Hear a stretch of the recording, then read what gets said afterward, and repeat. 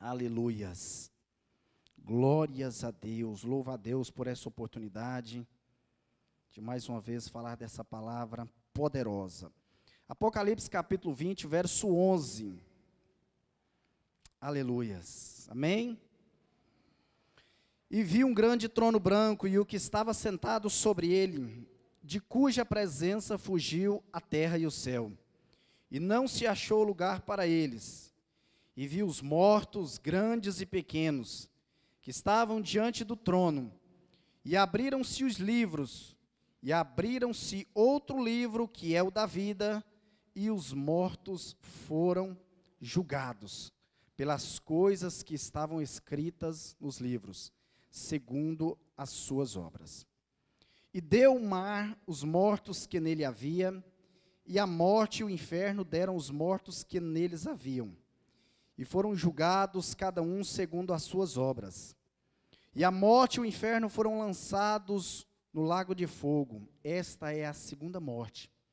E aquele que não foi achado escrito no livro da vida, foi lançado no lago de fogo. Amém. Glória a Deus. Meus irmãos, tome o seu assento, glorificando a Deus, porque só Ele é digno de toda honra e toda glória. Amém.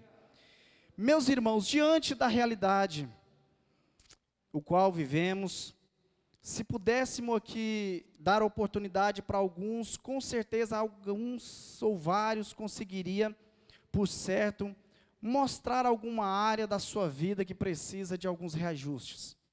Mas o certo é que, diante desta palavra lida, eu quero hoje trazer para você um alimento espiritual que vai te mostrar, talvez, muita dúvida tenha alicerçado o seu coração neste tempo presente, talvez promessas que o Senhor te fez, talvez a realidade o qual você esteja vivendo hoje, às vezes tem bloqueado você de agir de forma racional e acreditar naquilo que Deus tem para a sua vida. Eu quero ser hoje um canal de bênção na vida da igreja, para mostrar para você que independente daquilo que nós estamos vivendo, independente do caos que nós estamos já saindo dele, que é essa pandemia, Deus ainda tem algo a nos revelar, que o melhor do Senhor ainda está por vir, que esses momentos que ora estamos passando, não há de ser comparada com a glória que em nós há de ser revelado quando nós chegarmos lá, aleluia. Sendo assim, o texto aqui lido, às vezes causa um certo temor ou pavor de ler o livro de Apocalipse, porque às vezes aqui está toda o desenrolar da história ao longo de toda a Bíblia Sagrada. O livro de Apocalipse faz menção de contar todo o desfecho final, desde a criação do homem até a estadia com Cristo na glória, exceto aqueles que fizeram as suas decisões e optaram e escolheram a caminhar com Ele. É certo que isso vai muito daquilo que depende das nossas escolhas. Para dizer para você o texto aqui, para me entrar no que eu quero dizer, eu preciso de caminhar com você ao longo da história. Vivemos em um tempo em que todas as coisas corroboram e cooperam para que venham a nos tirar do alvo. Mas a palavra lida anteriormente aqui nos disse que se o Senhor foi nos preparar lugar, nós também vamos para esse lugar que Ele foi preparar. E assim sendo, o livro de Apocalipse, ele vai dar toda a dimensão das suas promessas para aqueles que nele crê. Para mim começar a decifrar isso, eu preciso de orientar você aquilo que o apóstolo Paulo, quando escreve a primeira carta, escrevendo à igreja de Tessalônica, no primeiro 4, o apóstolo Paulo ele vai falar de um movimento que se dará nos tempos finais que antecedem a volta do Messias, e ali ele começa a dar todos os ritos que irão acontecer na volta de Jesus. Ele começa dizendo a partir do verso 15 e 16, dizendo que dando a voz de ordem, o mesmo Senhor descerá do céu com alarido, ao som da trombeta, com voz de arcanjo, e nós seremos arrebatados dessa terra. Aquilo agora que é dor, chegará um tempo que não haverá mais, chegará um tempo em que nós iremos desfrutar da plenitude e da graça que Deus tem reservado para nós no céu de glória. Mas para que nós entendamos isso, primeiramente no capítulo 1 do livro de Apocalipse, você vai ver que quando João, depois da perseguição implacável, que a igreja primitiva estava sofrendo naquele momento, desencadeando uma perseguição ferrenha, alguns dos apóstolos já tinham sido mortos, alguns foram decapitados, alguns foram torturados e mortos, e esse aqui, que Deus dá essa visão para ele, diz ou conta-nos as histórias, que João, depois de ser lançado em uma caldeira fervente, ele não morre, Deus pega ele, lança ele dentro de uma ilha de prisioneiros, que tinha a intenção de matar as pessoas de forma emocional, porque ali só havia tormento, só havia dor e só havia sofrimento. Mas quando esse homem é jogado lá, que era um dos, que fazia parte da comissão de Jesus, que compunha os 12, ele vai estar diante de Deus, e Deus chama ele e diz: olha, João, escreve todas essas coisas que eu vou te mostrar, acerca da tudo aquilo que irá acontecer ao longo dos tempos. E no capítulo 1, João faz questão de mencionar Jesus glorificado nos céus, assim como ele é, assim como ele sempre foi. Ele vai nos contar a história. Você quer ser mais interativo acerca disso? Leia capítulo 1 de Apocalipse em casa, que você vai entender. E no capítulo 4, João começa a dar detalhes acerca desse arrebatamento que Paulo fala, escrevendo a carta à igreja de Tessalônica. No capítulo 4, ele vai dar de como se dará os feitos, as ocasiões e os meios que o arrebatamento acontecerá. E isso está no capítulo 4 do livro de Apocalipse. No capítulo 5, você vai ver que João faz questão de mencionar e escrever a igreja no céu glorificada diante de Jesus. A igreja que agora é perseguida, ela está no céu lavada e remida no sangue do Cordeiro. Aleluia. No capítulo 5 você vai ver que há um momento em que paralisa a fala da igreja no capítulo 5, e a partir do versículo 6, do capítulo 6 ao capítulo 18, você vai ver que você não encontra mais a fala da igreja dentro desses capítulos. Por quê? Porque cremos nós, assembleanos, que cremos no dispensacionalismo, que a igreja não passará pela grande tribulação. Paulo fez questão de escrever isso aos Coríntios, na primeira carta aos Coríntios, no capítulo 15, e reafirmar isso na igreja de Tessalônica, anteriormente dito. Mas o que eu quero te dizer é que depois desse evento, que a igreja estará no céu, acontecerá um grande evento que durará aproximadamente 7 anos. Esse período da igreja no céu estará participando daquilo que a Bíblia nos afirma, que é as bodas do Cordeiro, o casamento do noivo com a igreja, que é a noiva do Senhor. Este evento, quem é que tem vontade de participar desse evento? Quem é que anseia por esse momento? Eu quero trazer a sua clareza aquilo que é promessa para mim e para você, que talvez a sua vida, normalmente você olha hoje, muitas coisas te vêm à mente, mas eu quero te mostrar as delícias que Deus tem preparado somente para aqueles que o amam. Aleluia.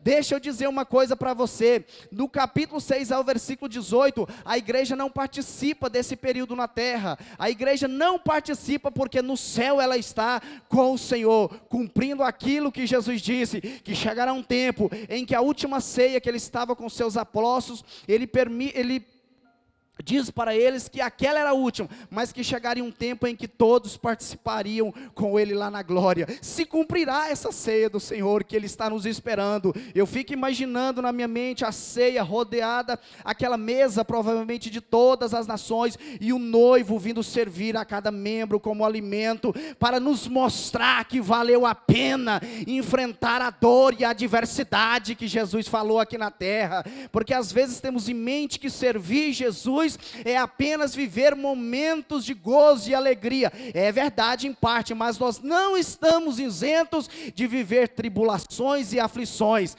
porque escrevendo no Evangelho de João, e o capítulo 16, e o verso 33, ele vai dizer: tenho-vos dito isso para que em mim tenhais paz, no mundo tereis aflições, mas tende bom ânimo. Sabe o que ele está querendo dizer? Que tudo isso é passageiro, tudo isso é transitório. O que Deus tem reservado para a noiva dele é muito maior e ainda está por vir. Aleluia, glória a Deus. Vai degustando o que tem reservado para mim e para você, meus irmãos. Vai alimentando daquilo que é gozo. Paulo, escrevendo aos Coríntios, ele vai falar que aquilo que não subiu ao coração do homem, que os olhos nunca viram, os nunca ouviram, é o que está preparado para nós quando nós chegarmos lá, aleluias.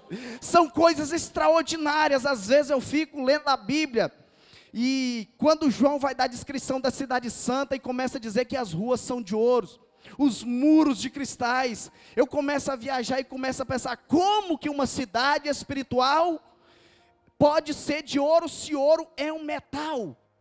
Eu consigo acreditar que é coisa muito maior do que o ouro, é coisa muito acima daquilo que nós podemos pensar que é valioso, é muito além disso. Aleluias. Mas isso é o benefício para a igreja, mas também, dentro da Bíblia Sagrada, há dois grupos que são divididos. Às vezes, muitos grupos existem por aí, mas aos olhos de Deus são somente dois. São somente dois.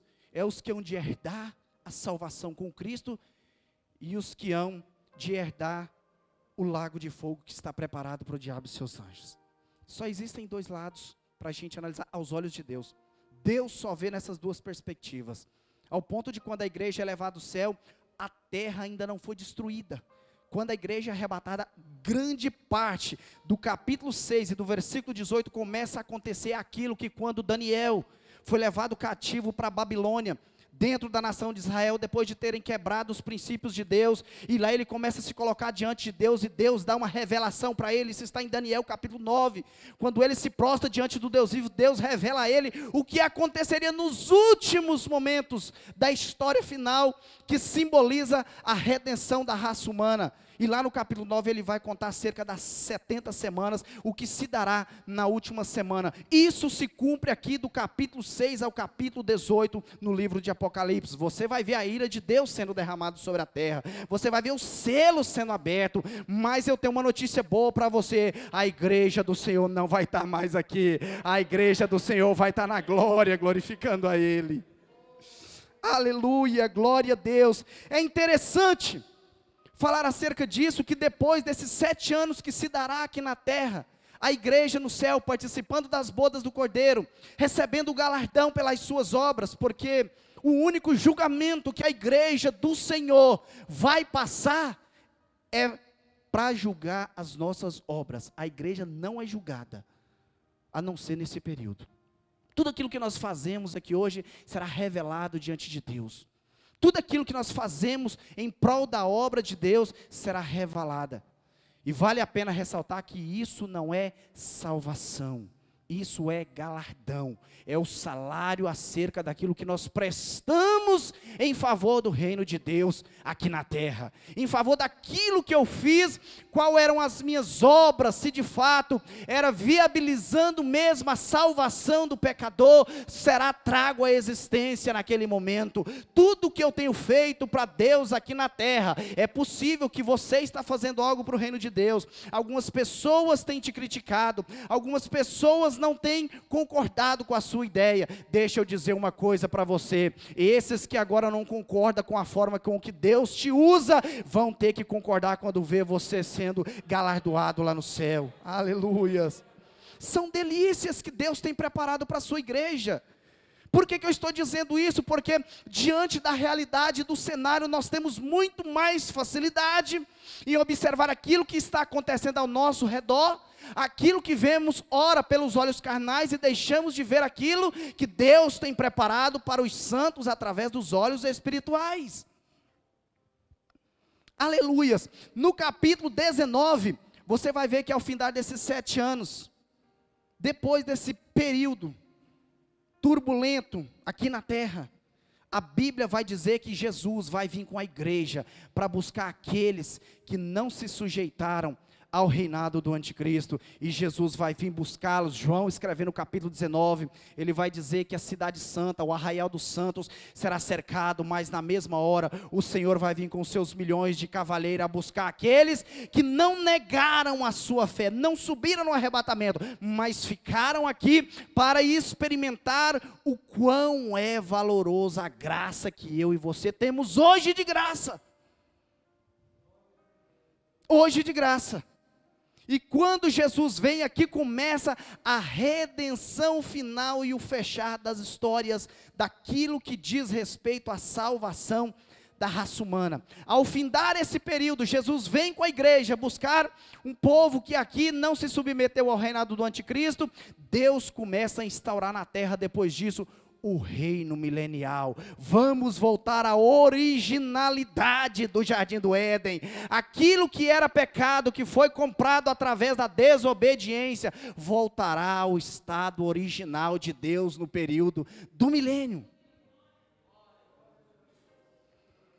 Aquilo que era lá no Jardim do Éden, sem problema, antes do pecado entrar no mundo, na dispensação da inocência, voltará à existência novamente através desse período. E a Bíblia vai dizer que esse sentimento maligno, essa obra, esse reino espiritual da maldade, que hoje luta para te tirar do alvo, estará amarrado por 1000 anos, porque Deus vai deixar com que eu e você façamos as nossas próprias escolhas acerca daquilo que nós queremos. É porque hoje nós temos um negócio, tudo é o capeta, né? Tudo é o cão, tudo é o inimigo, tudo é isso, né? Pois é, nesse período ele vai estar amarrado. E Deus vai deixar manifesto para as nossas vidas o que é que nós queremos para nós mesmos. Ou se é um dia herdar a nova Jerusalém, que João vai dizer lá no capítulo 22, que descia do céu adereçada, porque o período do milênio, nós cremos que será um período que durará 1000 anos, literalmente, em que Cristo vai descer à terra e instalar o seu reino. E detalhe, a igreja do Senhor vai reinar junto com ele no período do milênio. Aleluia. A igreja, hoje a igreja composta por mim e por você, teremos o privilégio de ver Cristo como Ele é, na essência como Ele de fato é, amoroso, bondoso, gracioso, misericordioso, longânimo para conosco. Nós teremos esse privilégio.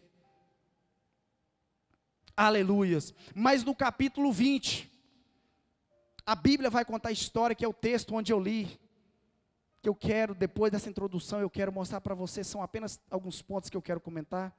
Depois desse período, a Bíblia fala que um certo grupo de pessoas farão parte de um julgamento que a Bíblia vai chamar de grande julgamento do trono branco, juízo final. O texto nos diz que desde a antiguidade, a formação do mundo, todos aqueles que pecaram contra a vontade de Deus, que não hão de herdar a salvação, fará parte desse julgamento. Tantos que morreram no Antigo Testamento, aqueles que perderam a sua salvação em Cristo, ou não aproveitaram na dispensação da graça, fará parte dessa ressurreição que se dará nesse período. E isso acontecendo, o texto vai dizer, e eu quero voltar aqui agora e entrar onde eu li.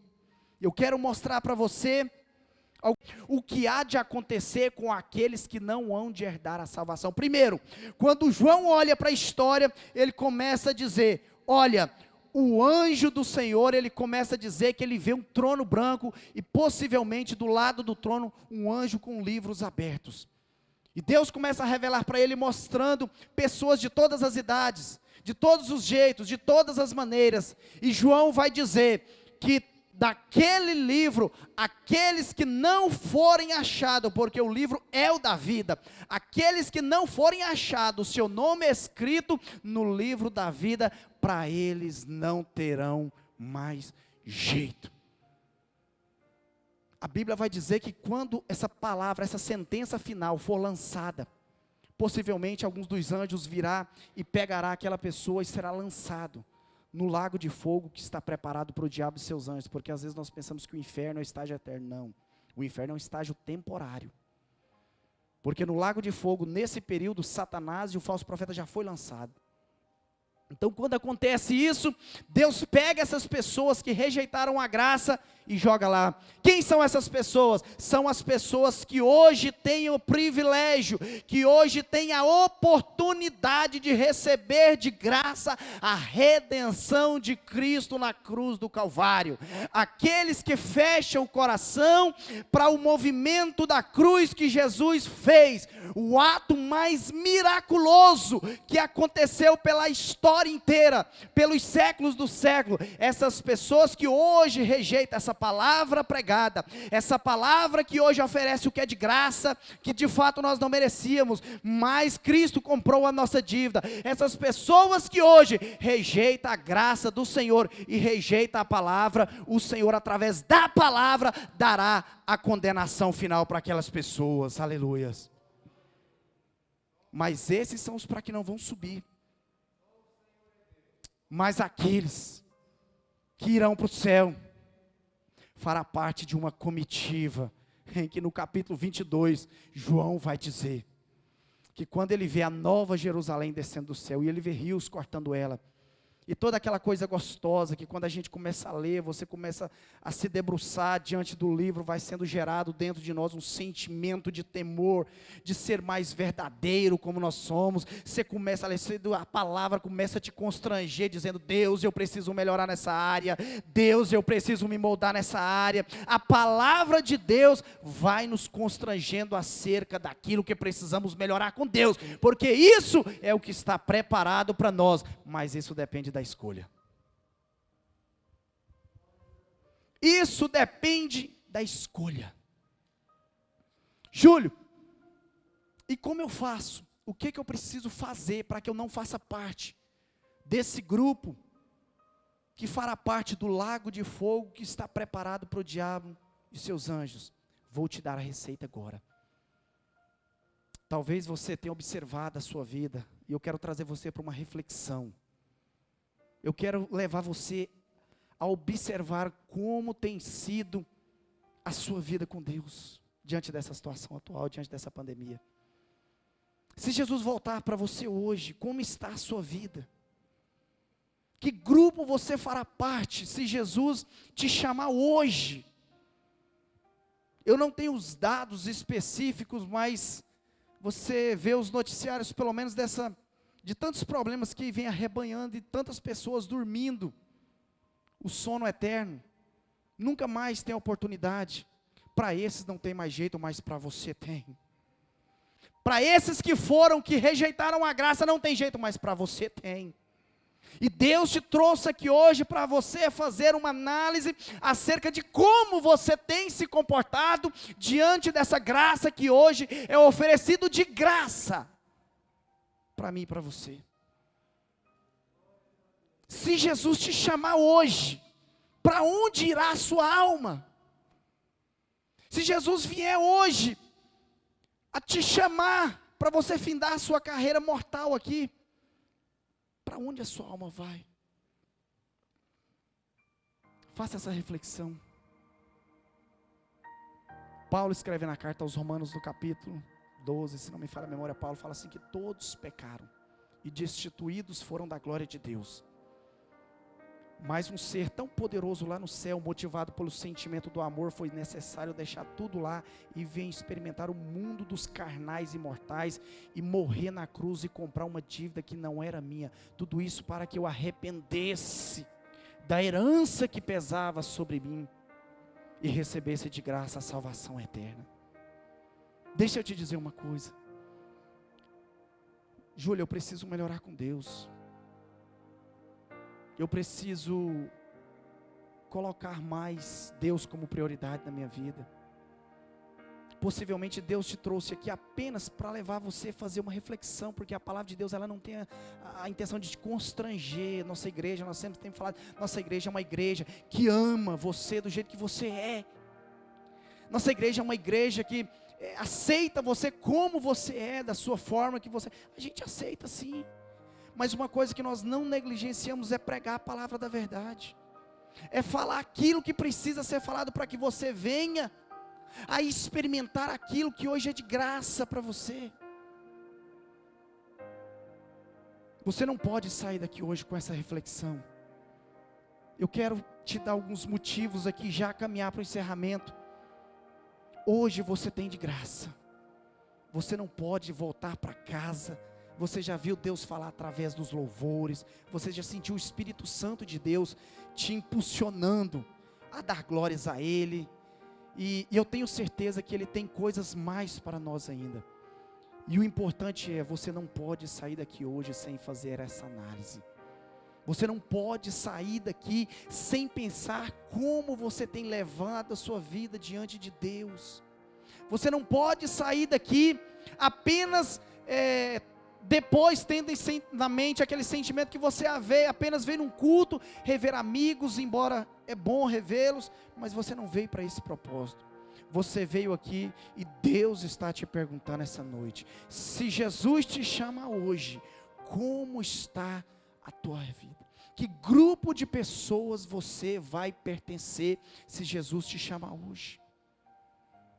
Porque hoje Ele dá a oportunidade, e a oportunidade é, quando Mateus, no capítulo 28, no verso 19, o evangelista vai dar a palavra a Cristo, e Jesus vai dizer que nós devemos ir e pregar o evangelho a toda criatura. Todos que vocês estão vendo aqui, ou pelo menos a maioria dos que eu conheço, já teve essa oportunidade, e nós fomos alvo de alguém que pregou para nós a palavra, e nós ouvimos ela, e ela entrou dentro de nós, e gerou fé, e nós passamos a acreditar num Deus que fez um sacrifício por minha causa. O primeiro passo é esse. Que nível você está? Primeiro, você faz parte daqueles que ouviu a palavra de Deus um dia, e hoje tem lutado em meio às adversidades para viver uma vida de santificação? Glória a Deus por isso, mas possivelmente aqui tem alguém que ainda não fizeram, ou não fez a sua confissão de fé. A primeira coisa que você precisa fazer é ouvir isso que está sendo pregado, as boas novas, porque quando você escuta as boas novas, você está dando ouvido ao chamado de Deus para a salvação.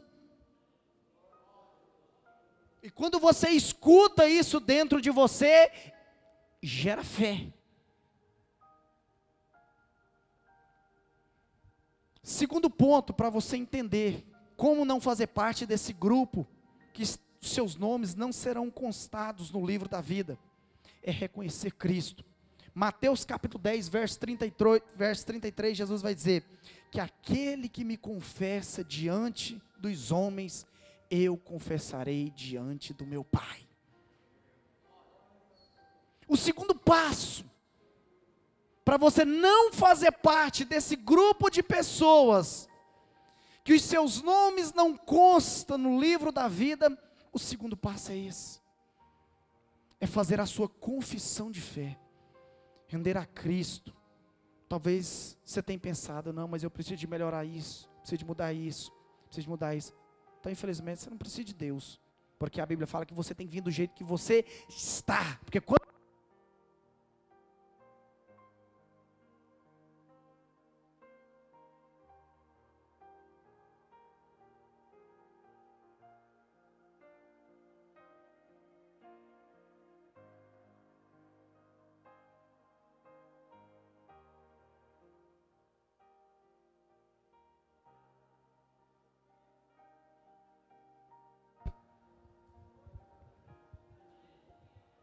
mas o segundo passo é esse, reconhecer a Cristo. Júlia, eu preciso melhorar com Deus, realmente eu estou caminhando pelo caminho da frieza. Hoje é noite de Deus fazer diferente, hoje é noite de Deus te dar aquele alimento que você precisa. Você hoje vai sair daqui mais renovado, crendo nas promessas do Senhor para a sua vida. Você pode até estar ciente da realidade com a qual nós estamos vivendo, mas eu quero te orientar de novo, esse é um processo temporário para a sua vida.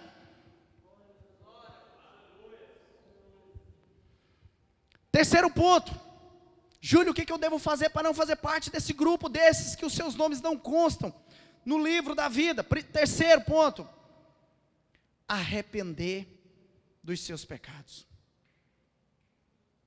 Eu acho interessante que nos tempos finais, quando Jesus estava na terra, muitas coisas ele contava para os discípulos em parábolas, muitas coisas ele exemplificava, muitas coisas ele tecia história com os discípulos, muitas vezes ele os exortava, muitas vezes ele os ensinava, mas um certo dia Jesus chamou os discípulos numa conversa e falou assim, olha, eu vou para o Pai, e quando eu for para Ele, porque se de fato eu não for, o Espírito não vai vir, e quando o Espírito vir, Ele vos convencerá.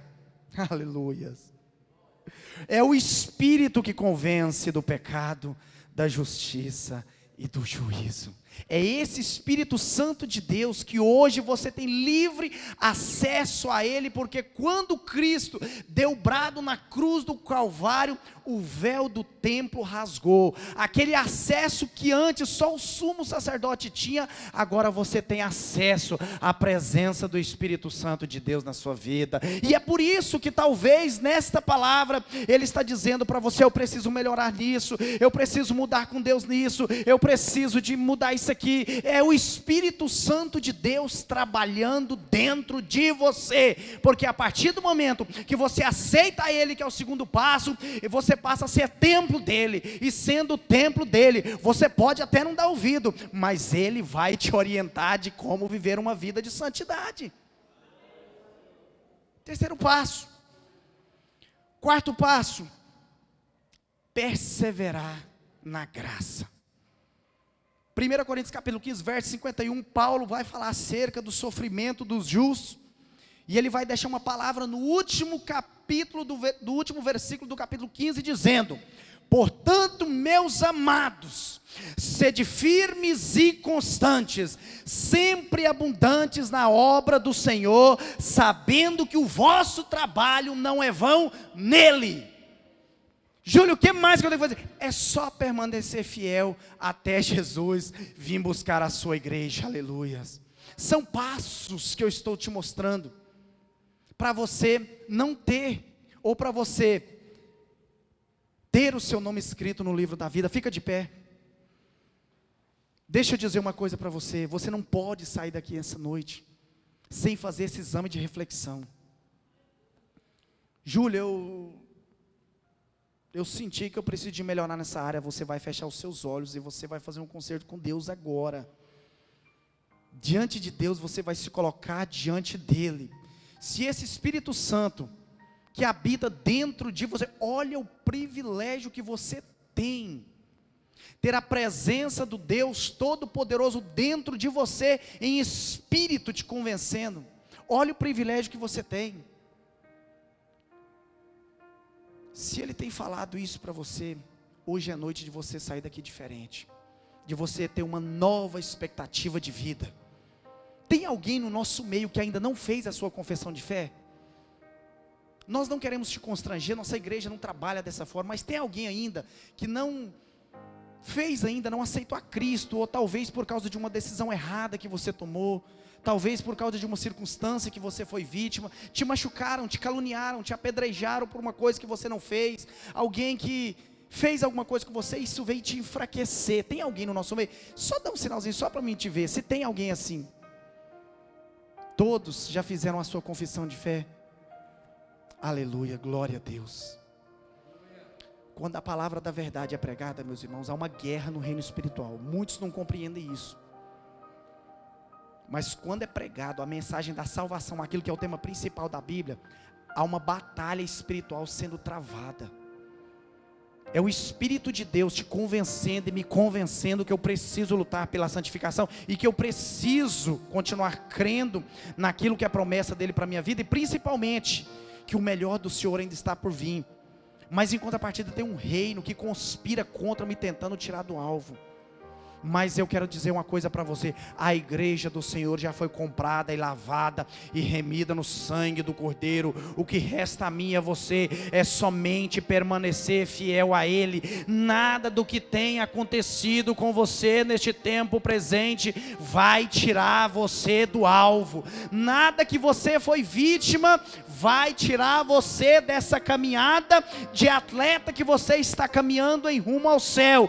Por quê, Júlio? Porque para muitos não tem chance, mas para você ainda tem. Para muitos acabou a oportunidade, mas para você ainda tem. Muitos já perderam a oportunidade, mas Jesus olhou para você e olhou para mim e te escolheu para você fazer parte de um grupo seleto que vai morar no céu de glória. Aleluia.